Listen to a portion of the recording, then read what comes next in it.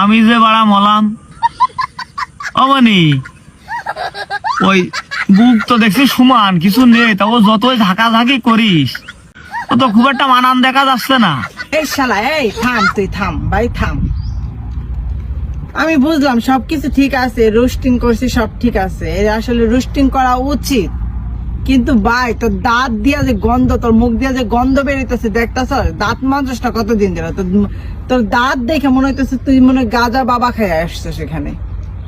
কথা তো কবি দাঁতটা ব্রাশ কইরা, হ্যাঁ দাঁতে তোর ময়লাকে। এই শালা ইতর কোথাকার। একটু বাইরে গিয়ে আবার ঢুকেন, আমরা আপনাকে দাঁড়ায় সম্মান করি। ও বারা, আমি তো মরলাম, কার কি রোষ করতে, আমি তো কিছুই বুঝতি না ভাই। এসব পাগল ছাগল কোথা থেকে এলো ভাই?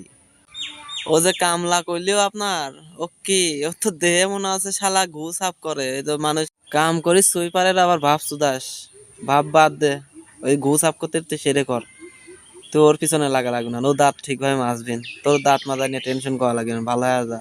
তো আর একজনের কাছে পড়িয়ে, আরে নারকি আগে নিজের ঢক ঠিক কর, তারপরে ঠিক করিস। তোর নিজেরই তো দেহে মনে আছে তুই পাকা কামলা, তুই আর একজনের কামলা করিস কিভাবে? ভালো হয়ে যা, কামলারাও মানুষ বুঝলি। আউল ফাল কথা কও বাদ দে, নাই জায়গায় গুতে দিয়ে দেবো না, ভালো হয়ে যা শালি। সব ঠিক আছে, এর আসলে রোস্টিং করা উচিত।